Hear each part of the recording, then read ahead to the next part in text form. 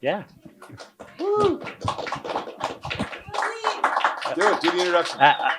Well, thanks everyone for coming. Especially thanks to Ron Turner for being here. This is a real treat, and it's been a few years since we've all sort of gotten together. So I'm really glad to. Yeah. So I thought, we're sort of like doing a sort of walk through time a little bit. Want to introduce this first, though? Oh yeah, I Only because it's being recorded, so maybe people don't know who we are. Yeah, I'm Leef Smith. I'm the owner of Mission Comics. This is Brian Hibs, owner of Comic Experience, and this is Ron Turner from Last Gasp of San Francisco. Yeah. Woo! Yeah. Where do we start? I guess. Well, I think we should maybe just mention Gary Arlington, who started the very first comic book store in 1968 on 23rd Street in San Francisco. Very first comic book store. Not that I'm aware of. So I saw you post that. Yeah. But I have to say, to the best of my knowledge, Jerry Bell owned a comic shop in 1961 in Queens. That was only comics? That was only comics. And Golden Age Collectibles in Seattle was opened up also in 1961. Oh, okay. So, well, what do you think, Ron? Well, I can't argue with those things. But I first found Gary Arlington because I'd been introduced to Zap Comics in a New Year's Eve party in '68. And in and we had the strike at San Francisco State. And by that time, I'd already found Gary. I didn't realize that store had just opened at that time, but in '68, and was buying Underground Comix from Gary, which I'd have to say, "You got any of them good comics, Gary?" And he'd sell them because if they had sex in them, they would sell it. It would have to be under the counter, literally under the counter, and hence the name Underground Comix kind of had that implication. It had something to do with sex, drugs, or rock and roll, the three great sins of modern Christianity. And so, with that being said, then I got to know Gary through that manner. And it kept it up because one thing that was pretty interesting is that at night after 20,000 or 2,000 cops, 30 horses and several helicopters of the police were at San Francisco State every day for the longest student strike in U.S. history. And with that, you had to do some relaxing at night. And one of the things was to go smoke a joint and drink a beer and read Underground Comix. And so that sort of kicked off my association with the comic world. And it was a lot of fun because nobody had seen them before. It's like when you were a kid, you got your first comic book and understood what it was and wanted another one. You were hooked. And that was like our nod to days of innocence and pleasure that we were really seeking. So Gary became, and I got him and Don Donahue to be my consultants when the idea came up amongst a bunch of us that we should create a comic book to fund the Berkeley Ecology Center, which was the first of what eventually 400 ecology centers in the country. Because they, of course, like everything else, needs money. Sometime before I die, I want to go to one event that is not a benefit. I really do. Just well, why are we here? Well, we're here. So we're not raising money for who knows what. And so I had them. I remember they were so impressed. I paid them like $25 each as a retainer fee. And they were like, a retainer fee, my God, But these guys were no dummies. They were very smart and they understood this concept of comic books and how influential they can be on all kinds of parts of our lives as we grow and learn. And we can use them for just the simple pleasure of enjoying the artwork. We can enjoy them for the simple pleasure of well-written stories. We can also just that it's something that you can hold in your hand and feel and be part of. This is way before all these other media things took over and tried to get our attention. Here is the thing that you got, and it blocked out everything else, and your attention was devoted to something that you really loved or liked, and which these two gentlemen have taken over for the modern world to enjoy in a modern place. Gary's stock and everything, which seemed immense, came because he was a nutty kid that collected things. And so when he collected these comics, he kept them in his dad's basement. His dad had a lumber company in Hayward. And at some point, Gary went off and got married, went in the Army, and he came back home. I guess the marriage didn't last too long, and he came back home, and his dad was moving or something, and he says, "You know, kid, you got to get that crap out of my basement." And so Gary fooled around, and he got a job working at an Arab record store in Mission, in the Mission here, down about 22nd and Mission.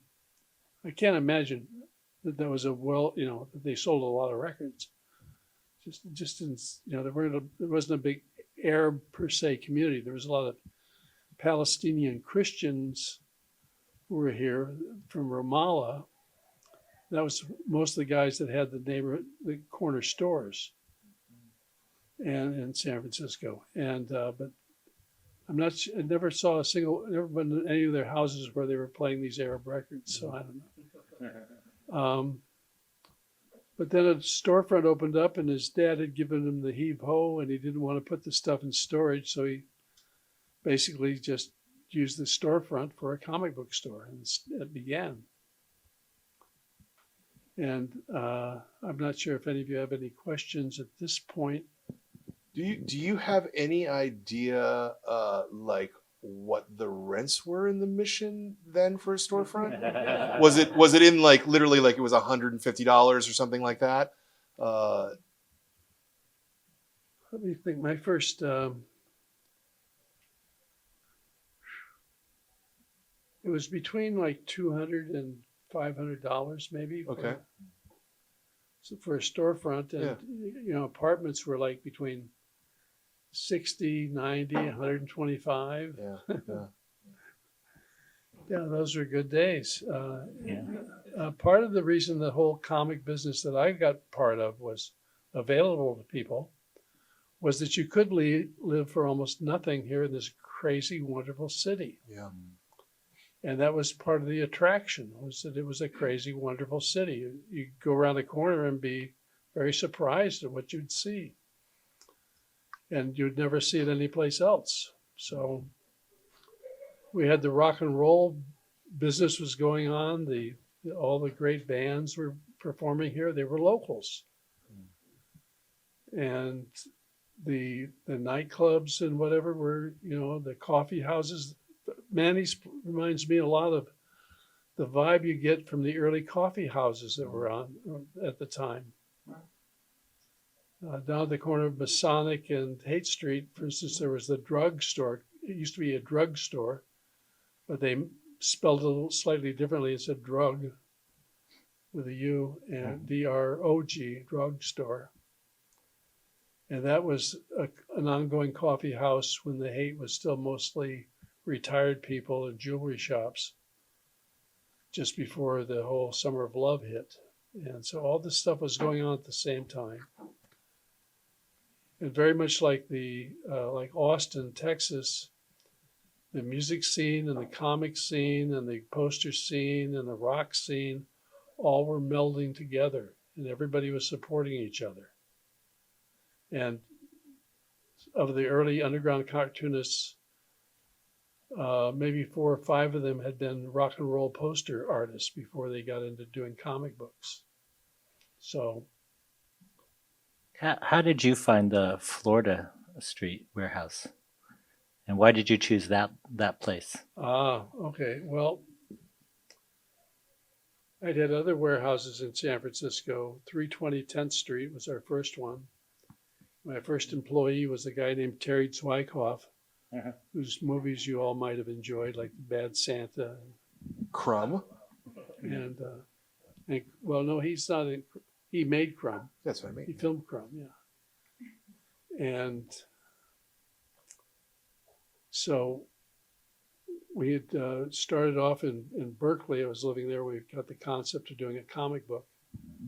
And we had a little office at Shattuck Square, at 15 Shattuck Square, which when my business partners got busted for an LSD lab,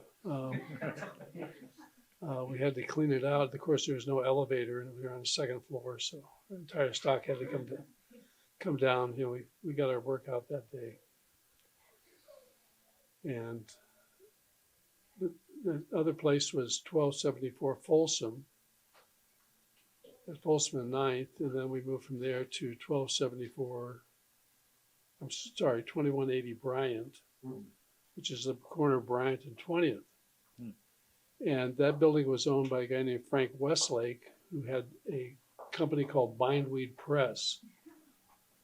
And he did a lot of the early posters and different publications. And he collected letter styles because he was a big pressman. He had big, gigantic presses. And he had the lead type machines where you'd melt the lead and you'd make type on it inside. And he also had an organ. And Stanley Mouse and Wes Wilson used to come over and play the organ when they get stoned on acid. And some of Frank's letters were these really wide, swirly things that came they were made of wood, from like the 16th, 17th century in Holland. And that's where that psychedelic lettering style came from. Wow. Was that because they get stoned on that and they play the organ and they'd be tripping and look at this stuff, and then they go back and start drawing posters, and they'd start drawing the letterings in that style, letters. So all that stuff was kind of, just homogenizing. And I got into 2180 Bryant, and after you pay for a guy's building 3 or 4 times over by your rent, you really want to own one, And this building next door to us had been available and been empty for some time. So myself and some other guys in the neighborhood, Charlie Todd, who was a silkscreen printer, he had a company called Prints Alive, and he had a high-end sound company he sold things out of called Sounds Alive. And he did our T-shirts, but this new building, this 3-story building on the corner, was for sale. And Bank of America, for some reason, the way the economy was going, they got an order out to sell off all the property that they hadn't sold lately, just get it off the books. So it was a wonderful time, and so we got that whole building for like $1 million. Wow. And but they keep, it took a long time for the financing to go through because between Charlie and I, we couldn't afford the entire building. And then we found that a guy had been looking at that building earlier, and he owned like about 200 properties in California. We thought, he'll never talk to us. A guy named Alan Kajin, but he did talk to us. And he had been in a spat with B of A over the thing, so they weren't going to deal with him. So we kept him kind of a quiet partner to this deal. And with 3 guys, they figured that, the other two, if one went bad, then the other 2 could still cover it. So they sold it to us. That was great. So we had that, and we got that building. It was just wonderful. So we've had that for like 30 years now. And how was the distribution business going at that point? It was it was very good. Distribution was something I'd always wondered about. When I beat the draft, I thought, I've got 2 free years that I'm not in Vietnam. I'd already been in a Peace Corps, so I felt I'd serve my country. And just kind of the idea of, I've always wondered, like, how does distribution work? What a stupid question to ask yourself, because then the great part of your life is going to be finding out. So we set it up, and it was originally when I first had my first comic book, Slow Death, and followed by the first all-women's comic, It Ain't Me, Babe. I realized that this is no longer just a project I'm doing to raise money for these people. I'm actually in business now. I've been doing studies of allergies and emotions at Kaiser Hospital. But Nixon cut the funds off from the Vietnam War to pay for the war to all the National Health Service funded projects. And so I suddenly was out of a job, and I had this comic thing, and I was sort of being able, like, unemployment was like $50 a week, So And how old were you at that point? 29, Yeah. 30, something like that. Yeah. So it seemed to be a natural flow to do it. And it just kept going and going and going. But the other companies took my Slow Deaths and It Ain't Me, Babes and all this. And when I came back to get paid for the comics that they took for mine, they said, "Oh, we don't have any dough. How about trading comics?" And so I said, "Okay, it's all right," because the one company had Zap Comics and the other company had Freak Brothers, the 2 best-selling comics that were around. So I could use those as an entrance to pick up an account. And it took about almost a year, but I eventually got about 200 accounts in the Bay Area. And I had them broken down by weekly, bi-weekly, monthly visits. And since I was a nerd about experimental stuff, I was keeping track of every store, every count, everything that sold. And I discovered a wonderful thing, is that it didn't matter if you had 2 accounts side by side. Whoever bought at one place bought there for other reasons. Mm-hmm. And they went, and people said, "Oh, that's not true." And you're already selling it to my guy here. I'm like, I said, "No." I said, "But you guys both sell gum, and you both sell Time magazine and your stands here, and it doesn't affect if he stops selling them, yours aren't going to go up, because those people went to that store for a reason." And though they never believed me, that's what happened. So of the idea that you had 200 accounts, do you have any memory of like how that broke down between people who were comic or bookstores versus head shops versus something else? Bookstores hated us because we came in with things that were stapled, and they were above such a thing. They could tell right away, staples? No, because they couldn't put the book up on the spine with the spine out. Mm-hmm. And if they took up the space to see what it was, because it was a visual art thing, you wanted to be able to show that art off. So that was always a hard sell. But there was a national book distributor called Book People that had opened up and began distributing it seems kind of weird now, but back then it was kind of weird to see trade paperbacks instead of hardcovers being available even.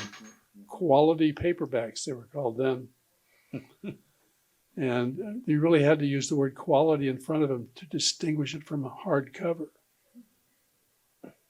Oh. And Book People was a great thing, and they had the Whole Earth catalog and the How to Fix Your Volkswagen book.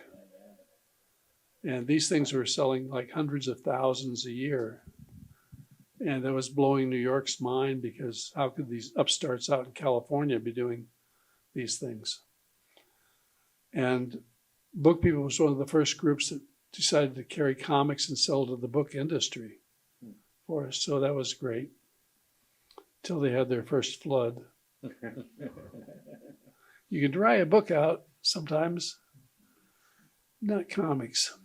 Not comics. So that pulp really doesn't like moisture.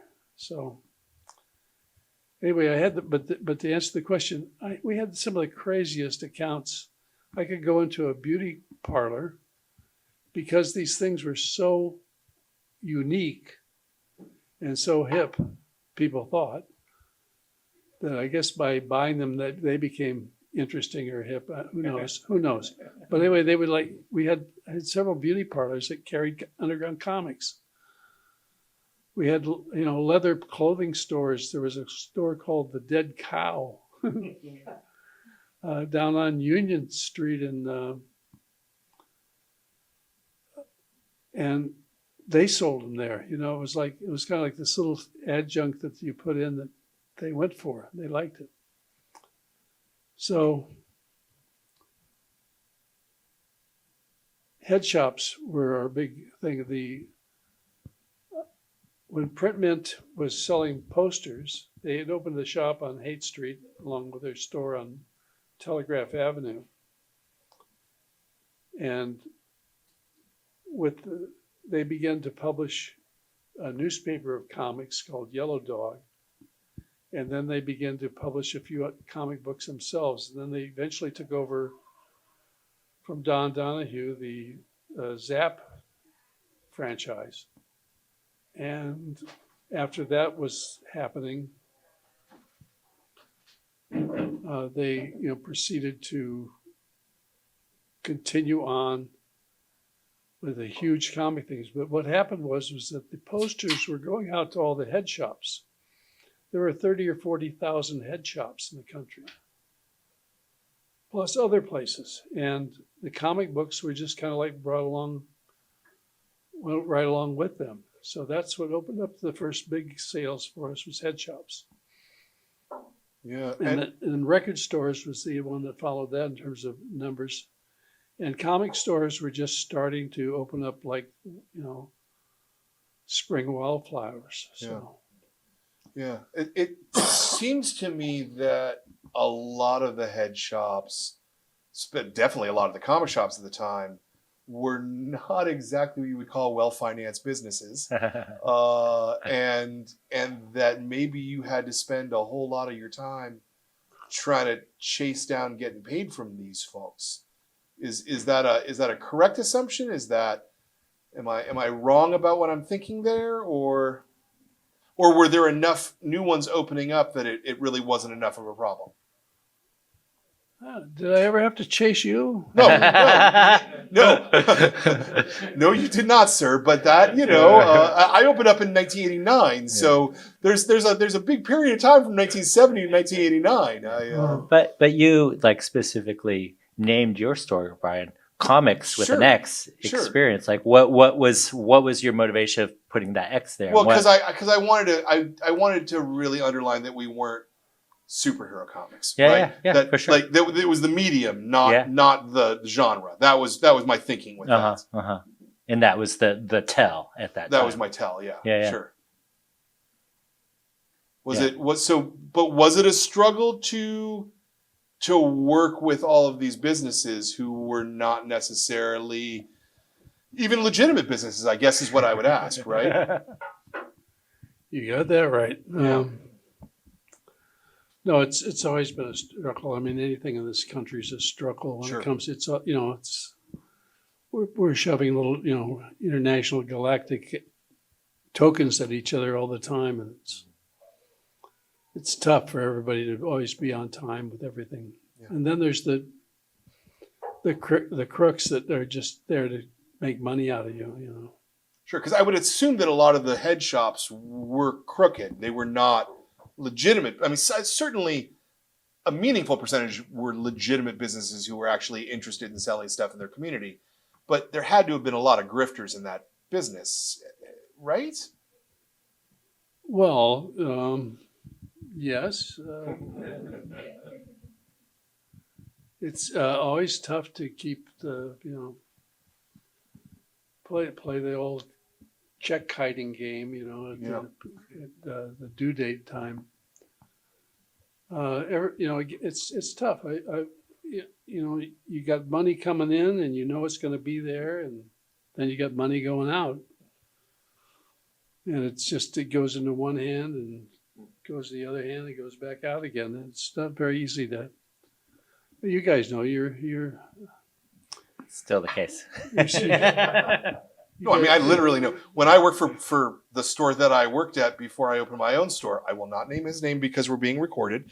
But in order to cash our paychecks, we literally had to cash them through the cash register. You could not take that check to the bank because it would bounce 100% of the time. Did you work for Beer Bomb? I might have worked for someone named Beer Bomb at that moment, but again, it's being recorded, so I don't know that I want to say that out loud. I'll say it out. I'll say it out. Scumbag. Yeah. So, you never had more pleasure than a guy bringing his sick daughter over his shoulder, saying, "I really meant to bring my check today, but I had to take my daughter to the doctor."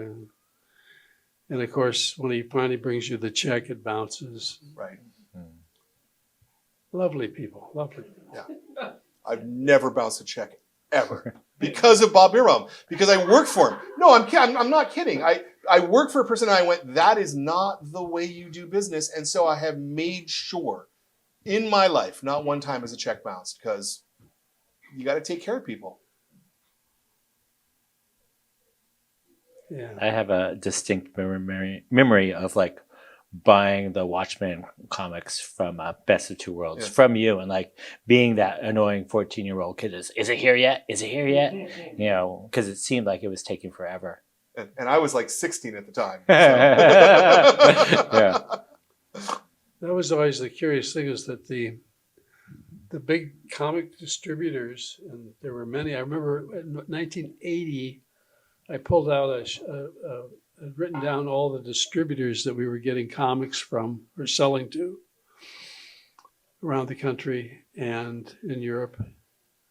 And I told my staff, I said, you know how many comic distributors we have today? We have maybe Bud Plant, maybe we have Steve Geppy, we got Friendly Franks. Friendly Franks is already consumed by Capital City, I think by that time. Capital City. Anyway, it was down to like the big fish eating the little fish. And we were down to like 2 or 3 where there had been 30 or 40 of them on this list that I had. Yeah. And, then they go for the biggest fish, finally eat the less big fish. And so that's how that went on. And but at the time, because most of the people who got into comics, like these guys, came from a background where they were kids and they have never left what their likings were. Yeah. And as such, they were not raised and they didn't have any outside business practices that they really knew. Maybe their parents had some business, but most of them were like lambs in the field. They just and were it could be easily conned out of things, and except for a number one something. So these distributors set up classes basically on how to run your business. And that was very helpful for a young industry that was just getting its toehold. And you do most of your stuff you learn by doing, and so it didn't take long for stores to wise up as to what was going on and how to how to treat people, how to Yeah. be a good business person. And you're lucky here because these two store owners are some of the best ever in the country. And, I mean, you really are lucky. And they're very wise about their choices and what they stock. Yeah, but everything that we did is on the backs of everyone in front of us, right? Like we learned from you. We learned from when you say that the stores weren't professional at the beginning. I remember when Carol Kalish came around from Marvel Comics and they said, "We're going to buy you a cash register," because stores didn't have cash registers back in the 80s. I mean, I'm not kidding, right? Like most stores had a cigar box that we did transactions out of, and the very idea Gary that kept we that could one. get a cash register that would have like 8 departments. Wow. And that became a big thing, and that actually changed the way that we thought about the ability to do business, as stupid as that sounds. I was 21 when I opened my store. I didn't know anything about anything. And so, it was the people ahead of us who showed us what was going on. And I'll always hold a lot of a love in my heart, Ron, for you and for things that you said to us and for ways that you expressed that we should do business. And I didn't listen all the time, but when I did listen, you were always right. So when I did listen. I just killed the conversation cold. No, I was trying to think of like what on earth could I possibly pass on to you? just to sell people things that they want and not to try and chase things that people didn't want, right? Because that's important, right? And that's a thing that people need to hear. Yeah, I always like to try to get maybe in a very strange way, but to have the comics be a manual for some intelligent observations so that you might learn from these things. You might widen your perspective. But back to kind of the financial thing, though, you remember that one of Last Gasp mottos is, trust in Allah, but tie your camel.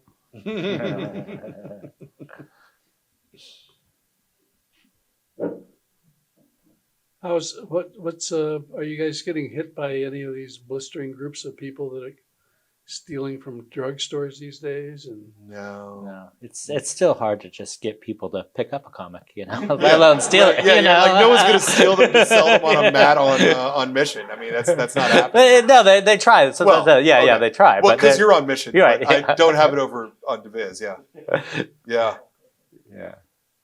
But it's that's sort of like selling people what they want. But I think you've been a force, Brian, and I think we've all been enforced in like expanding what people want. Sure. And that's what we try to do. Guiding people and curating and exposing people to new things. Yeah, that's exactly what we try to do. But I mean, I think the challenge to bring it to the future part of the conversation is that this city is in a really weird place right now, and a lot of people are losing their jobs, and a lot of people have changed the way that they engage with retail, right? Like it was normal when I opened my store that people walked in the street and walked into stores and bought things, and people don't do that anymore. Well, it's not that people don't do less it. People. Much less people though. And in a noticeable way that, as a physical store that has to pay rent and buy things and then resell it to people, that is becoming a model that is becoming nearly impossible in 2023 in San Francisco. I'll go to the like, just to let you guys know a fact, you may or may not have realized this, but there's not a chain bookstore in San Francisco. None of them can make it. Borders, whatever, no chain bookstore can exist in San Francisco other than local to San Francisco chains, and it's a trick, right? Because people don't want to read, and if they want to read, a lot of them would just rather buy it from Amazon and have it brought to their door, You got a question? Go ahead. So why is that the case? Because it's like half price books in Berkeley.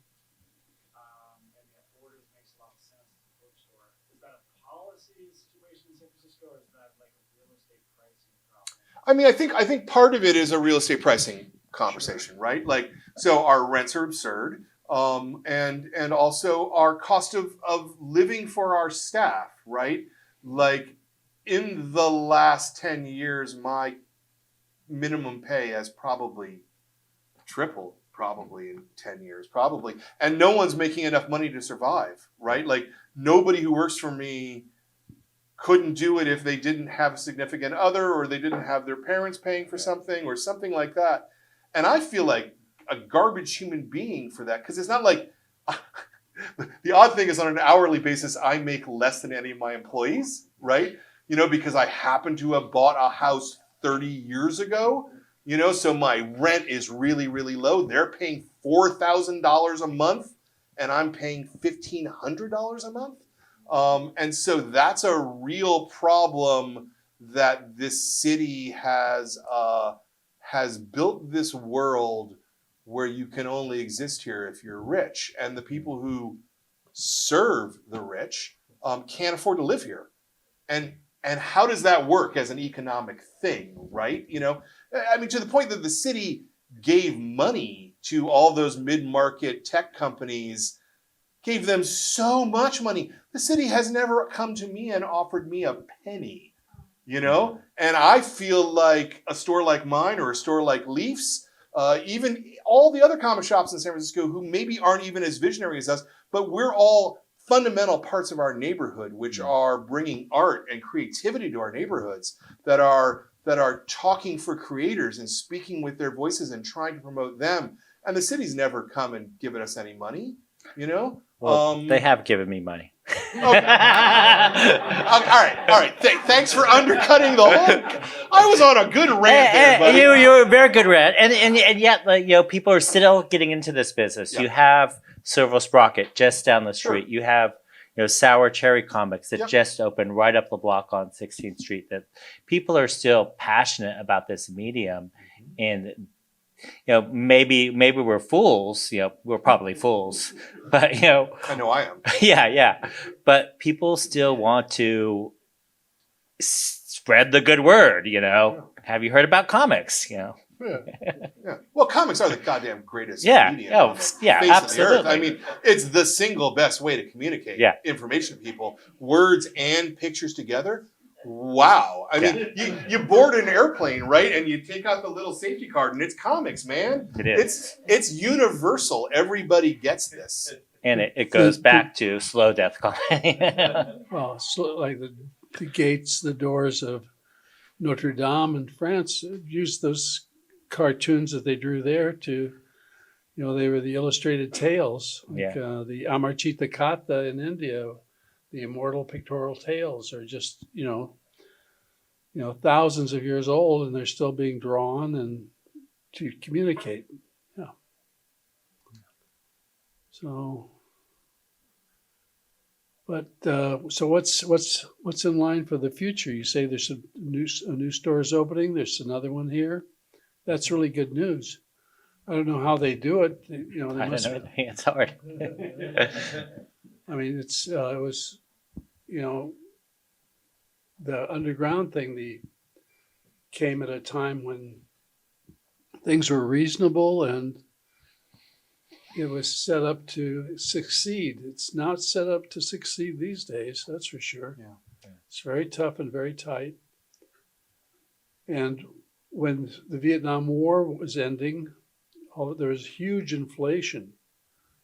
And all of a sudden our business went off, like in 74, dropped by 80% for 4 months. Jeez. And almost everybody just about died during that time. Wow. And the reason is that all of a sudden when your rents started going up, food started going up, entertainment started going up, everything went up. And those few coins that you had in your pocket that you used to be able to wander in and find a comic and say, yeah, sure, here's my money, change in my pocket. I'll take this home and read it.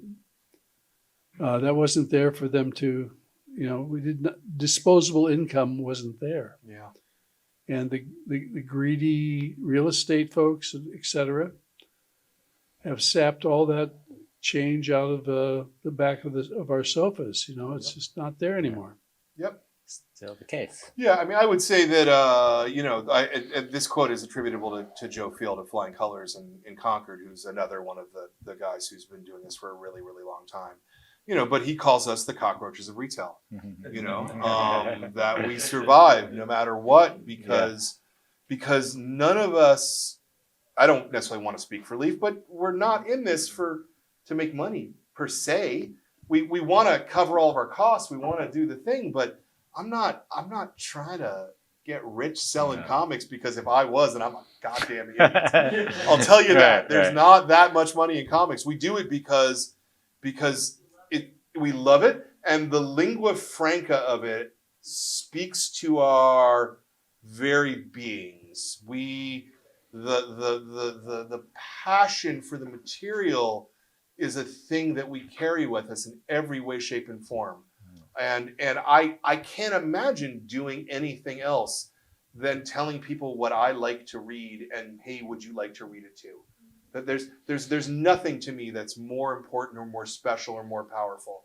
And I'm lucky that we're in a position that we're able to do that. And I think that when we look at least some of the new stores, you know, they've got people who make a lot of money, who are letting that owner follow that's that dream part the of it, same but way. they have the You know? passion for sure. Exactly. You know, No, it's they the wouldn't be but doing it, exactly, you know, for right. sure. And that But they have someone else behind them going, helps a lot. cool, we're going to let you do this Sure, and sure. and make it work, you know. So yeah. Sorry, I killed the conversation. But I mean, I think it's amazing that we have, like, you know, 3 very different stores, like within blocks here in the Mission. That, you know, and that's one of the great things about just comic stores in general, is that they are a reflection of their owners' taste, the what they want to bring into the world. And you know, that's a lucky position to be in, to be able to sort of advocate for what you care about. Yeah. That's why I get out of bed every morning. No, I'm not kidding. I wake up every morning and I go, I get to sell comic books today. How cool is that? You know? Still. And you know, there's always going to be people like that. So if there's a problem with comics as a business, it's that there are 3,500 of people like me and Leaf who feel exactly the same way. But many of those stores do it because they love a particular company or a particular brand, right? Rather than the medium per se. I think where we're really, really, really lucky in San Francisco is that we have a number of stores who actually care about the medium itself. I think that's changing. I think that was true maybe like 20 years ago, but I think a lot of the newer stores are more sort of medium focused, for sure. Ish. You know, not all of them, but I wish I could say that fully, but the ones who are successful, it seems to me, are the ones who are going into the variant covers and they're doing the heavy thing and they're doing that. Sure. It's like, but they're not. It's not the brand then. It's the business, it's the hustle, it's the dollars, the hustle of it. Yeah. As opposed to the love of the form itself. You know. Yeah, I love comics, and I'm gonna die selling them probably. Probably. Yeah. And I can't think of a better way to die, honestly. Honestly, I can't. So maybe we should open it up for questions. Yeah. I have a mic. I'll guide to you. You first, or how about you guys pick? Who? No. Anybody. Just raise your hands and you have a question. I'm gonna start right here. I could probably go without the mic, but it's fine. I'm growing up in San Francisco. I remember Best of Two Worlds, Brian. I remember also being 16 years old and seeing you yelling at your boss. And I was picking up martial law, and you directed me where to go to get it. And then going to the first week in '89 to Comics Experience, and Gary Arlington, going there because everyone seemed to know him, and Leaf, go to your store. in the last, it seems recent, it's been over 10 years. I Been just over wanna 20 ask, years. Wow. Leaf's getting old. I want to ask you three, what were the comic books that were influential for you? Not like a series, but like, I know, Brian, you mentioned, I think, pre-Crisis DC, which a lot of older guys were, when I was a kid, were really into that, but it was more Marvel. And then, of course, you know, the era in which you were collecting comics and Leaf for you. What were the kind of influential ones for you guys? Yeah, so I'll start that. As I said, that I think that a lot of comic book stores tend to own clubhouses to venerate the thing that they love, right? And for most stores, that tends to be Marvel Comics. I was a DC kid. I was always a DC kid. And I always loved DC Comics better than Marvel Comics, which made me a heretic in this world. But what I'll say is that particularly in the 80s and that early 90s period, it was the DC Comics growing up, right? It was Vertigo Comics. It was Swamp Thing. It was Sandman. It was Preacher. It was all those things that took the basics of the DC universe and then made them for adults and for real and for goodsies. And I was like, holy shit. If only the rest of this can become that, then this is a thing. And, you know, that's my secret origin, as it were. Leaf? Some of the first comics that I remember reading that I was like really sort of like fixated on was the 70s Tintin reprints, when those were coming out as albums, and like getting those when I was like 5 or 6 and just like, what is this? Mm-hmm. And then the big albums of C.C. Beck, Captain Marvel, like just that sort of like playfulness and the just the cartooning language that was just sort of evident, that was just very addictive. And it wasn't until quite a bit later that it's like, oh yeah, superhero comics, I guess I could read those. And like, you know, reading, you know, or X-Men comics of that era and stuff like that. But you know, it was that earlier sort of like basic cartooning comics that really hooked me. Well, I'm from another era, obviously. We were on a train, my mom and I, coming out to California in 1945, or 44, 45. And I think it was 44.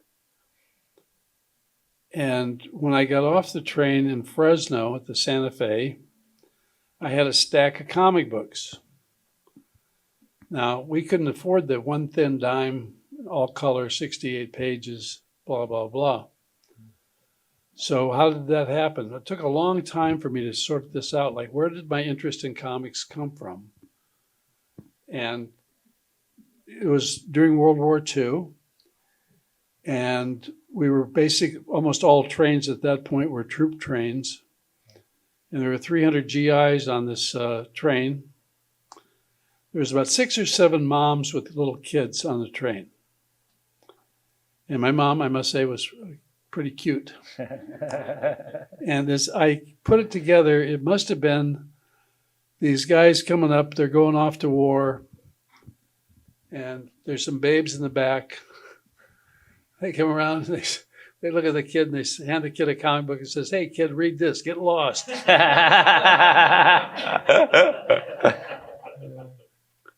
It's the only way I could have gotten all those comic books. So, and I had the biggest stack, so my mom was the cutest. Okay. What comics did you get?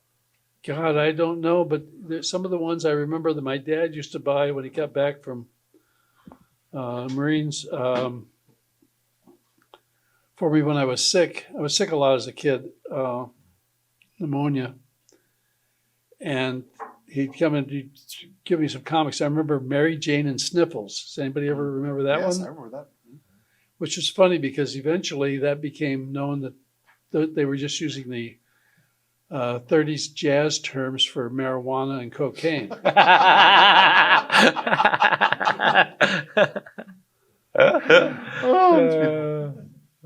Mary Jane and Sniffles. Okay.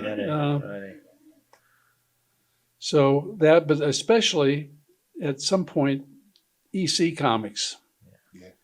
And that was just about, I mean, like the 5th, 6th grade.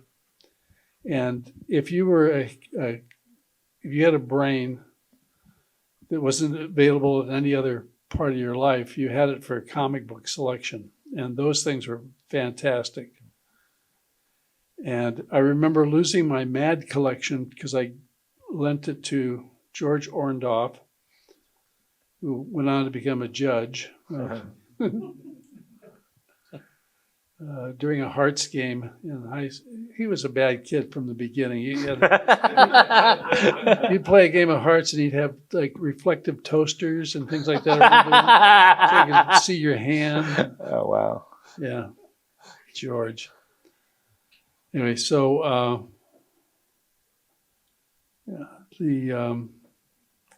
but those are my favorite ones. Were all the ECs. Which essentially got shut down, if the rest of you don't know, because of congressional hearings. And then the comic book publishers all got so scared of what Congress might do, they said, well, let's self-censor instead. Let's say, oh, no, you can't put anything in the comics. I don't know that Congress ever would have actually filed any of those laws, but all the comic publishers... There was a bit of intimidation going on. There was a book by a psychiatrist that came out, a guy named Dr. Wortham, and he knew how to sell a book. And he blamed, the big buzzword for, at the time, was juvenile delinquency. Juvenile delinquency. And everybody's saying, like, what? We're post-war, we're economy's flourishing, everybody's good. What's the matter?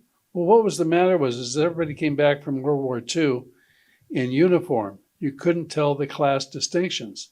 And the women were unable to select from where they usually did in their own classes.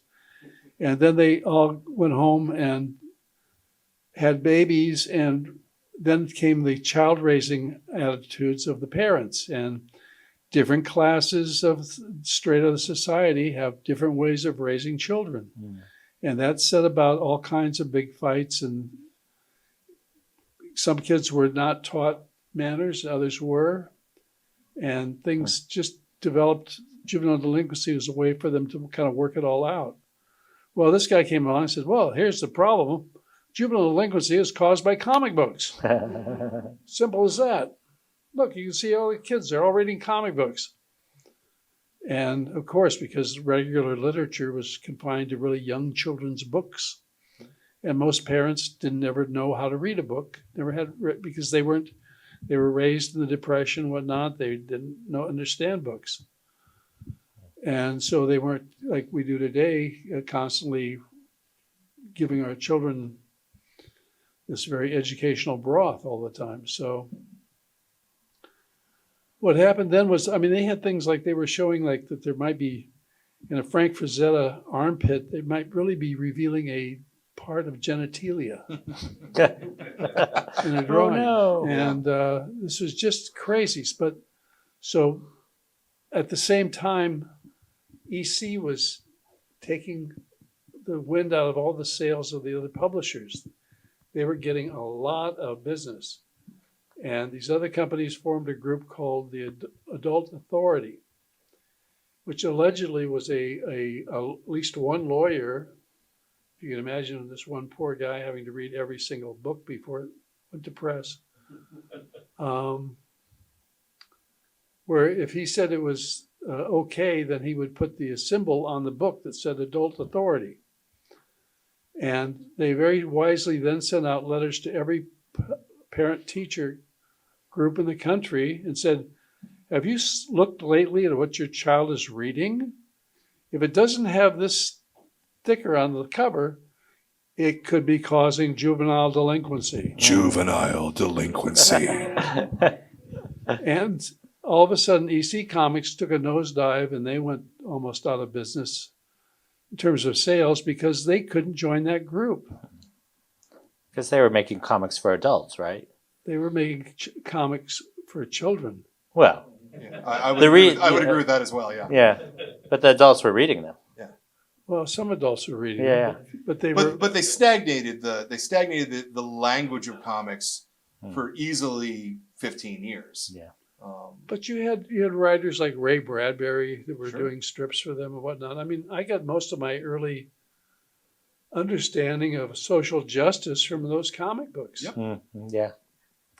And the first African Americans who were astronauts were in those comic books. This was in the 50s. Yep. You know, and where people could barely vote in some states still. You know, it's like crazy. But this was a place that was where ideas were profound and generous. So anyway, I've gotten everybody off the track. Sorry. No, I think we're great. I do think we're probably running low on time. Yeah, I'd say we're gonna close entirely at 8:30, right? Okay. So Are there any last questions from? I got a question. So, like in the whole span of time within, or like the whole time you guys have had your businesses, what would you say was the time your business flourished the most, or you sold comics at like, you know, more people were coming in?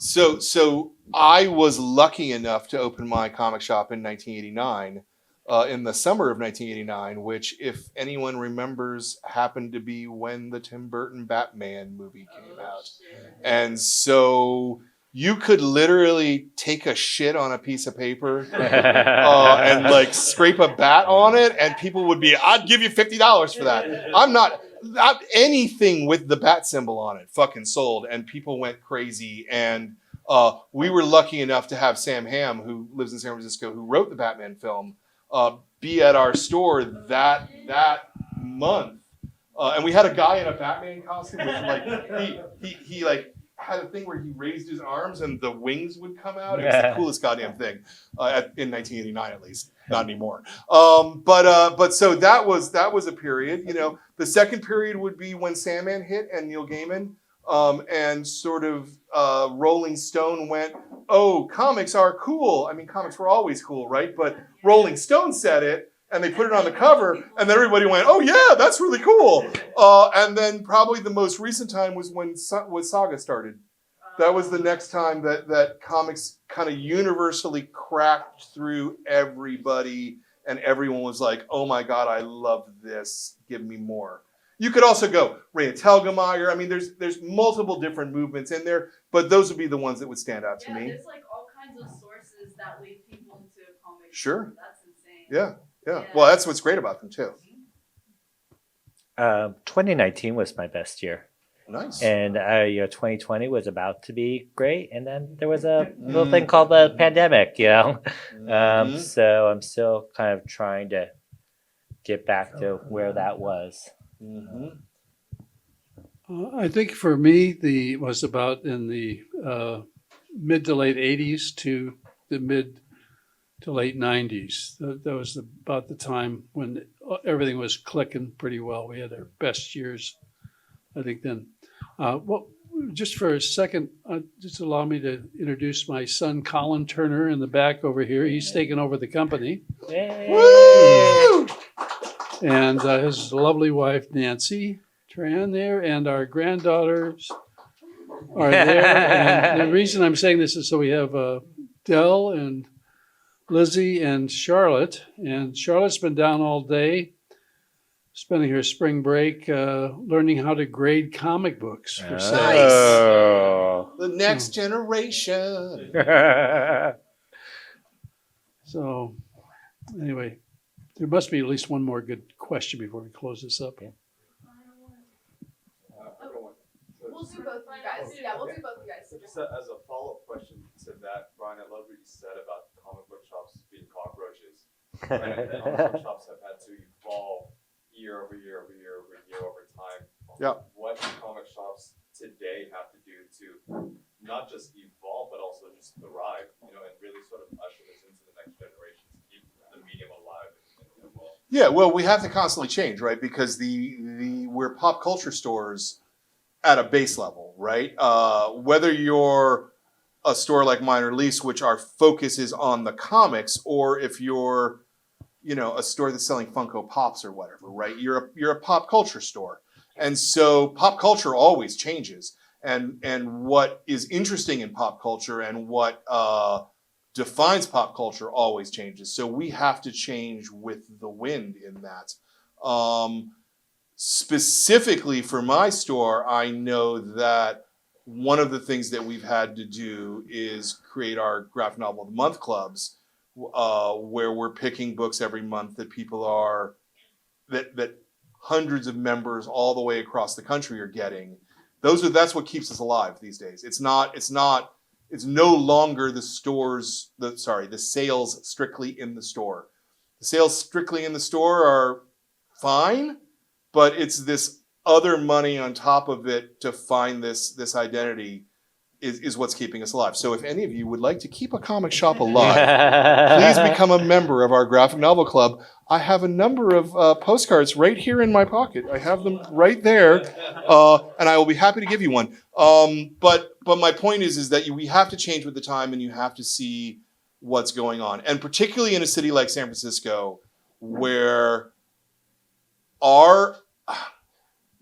so I'm 55 years old. I've had my comic shop for 34 years. I don't want to sit behind my counter anymore as the only guy, right? And so I have to have employees. It's also really, really, really, really good for our store to have employees who are young and who have different ideas than I do, who change the medium by interacting with the medium. But in order to have those people, I have to pay them enough so they can pay their $4,000 a month rent when my rent's only $1,500. And so calculating that challenge in San Francisco is a real meaningful challenge. I don't know. I mean, I could talk for hours on this, but I will let it go there so that Leaf has a chance to respond, and we can get to the last question as well. Yeah, I mean, I'd echo a lot of those things. I mean, I think my store has some different challenges right now with having for Sprocket, which is a very punk rock focused comic book store that's all face out graphic novels, beautiful store, and Sour Cherry that's a fully LGBTQ focused store that I'm having to sort of navigate those waters and find out what is working best for me and what customers are looking for in my store. And that's sometimes I'm having to go a little bit more into the mainstream, which is a little awkward for me as just from my background. Yeah. But I'm learning that, and the other thing is that being on Mission Street now, our customer base has become more Latino, and sort of adapting to that as well. So just sort of staying flexible, And juvenile delinquency. Did you want to add anything to that, Ron? Oh, I think you guys covered it. Let's Very good. I was wondering if there's anything that makes San Francisco consumers unique in the comic space. Yeah, I mean, okay, so the first thing I'll say is that San Francisco reacted to pandemic differently than other cities, right? Because San Francisco has gone through pandemics before, particularly the AIDS crisis, right? And I think that it changed the way that a lot of old school people thought about this current one. We still haven't recovered yet. People still do not want to leave their house. We're not Tennessee, I'm not kidding though, right? You see these other places where people, they're walking around without masks, they couldn't care less, right? Like in San Francisco, people are still really freaked out. People come into my store. I've got like a little dispenser of hand sanitizer. I cannot imagine why people are using it because they didn't get dirty walking in the door, but they immediately run over and hand sanitizer, we haven't recovered from that yet. And the fact that we've lost the tech, we've lost almost all of our tourism business, San Francisco's I don't want to say we're in a dire place, but we've lost a lot of the thing that made us wonderful. And the thing that made us wonderful was that we were a city for artists and art, and you didn't need to make money at one point, right? Like you could survive just on dreams. You know, you're laughing, but I'm actually not kidding. You could survive on dreams in San Francisco once. But do you think that from that, do you think like community is more important more than ever, like in your shop? Yes, no, Yeah. fuck yeah, no, 100,000 fucking percent, so much, right? But you can't get people who are scared to be part of it. It's hard. Sorry, it's not that you can't. It's much harder to get people who are scared to become part of the community because they're afraid of community, right? And so that's the challenge that we're facing now is rebuilding the sense of community in San Francisco. And I think that stores like ours who deal in art, who deal in creativity, who deal in passion and energy, I think we're the heart of what it needs to be, but it's an uphill battle. And you know, you're all mostly pretty young, mostly, you know, so I can't really go, hey, go and spend $20 more a month at the comic shop. But really, go and spend $20 more at the comic shop, or the bookshop, or the video shop, or whatever the art that you believe in. If you believe in art, then support the damn artists. Exactly. Drop the mic. Yeah. But it's your show, dude, so I don't want to. I'd add that, like, you know, San Francisco traditionally has been a really literate city. That, you know, people actually read here, you know, opposed to other places. And, you know, comic book stores have been a center of men that read. You know, if you look at, like, the New York Best Times bestseller list, it's mostly gendered women's literature. And, you know, you talk to a lot of men out there and they're like, when was the last book you read? But, you know, you go into a comic book store and it's still, I mean, there's a lot of women, but, you know, it's the one place you will find guys that actually read on an ongoing basis. And I think that, like, and ladies, they're single. that's something special. And that's, you know, something that, like, you know, maybe California or San Francisco doesn't have. Got any dirty comics? Yeah. Juvenile delinquency. All right, I'll leave it at that. Thank you all for coming out. Yeah. Thank you. And thank you, Ron. Yeah, thank you, Ron. Thank you for coming out. 53 years. Yeah. 53 years of selling comics. This is Last Gasp 53rd anniversary. Yeah. So I think you're having a sale. They're having a sale right now where it's 53% off anything that they have in stock. So you should look that up. It's at lastgasp.com, right? Yeah. Colin, that's right. Yeah. Colin? Yeah. Cool. So do that. Go do that. Also buy them from us too, but buy them from him. It's all good. Thank you. Woo! Thank you. All right.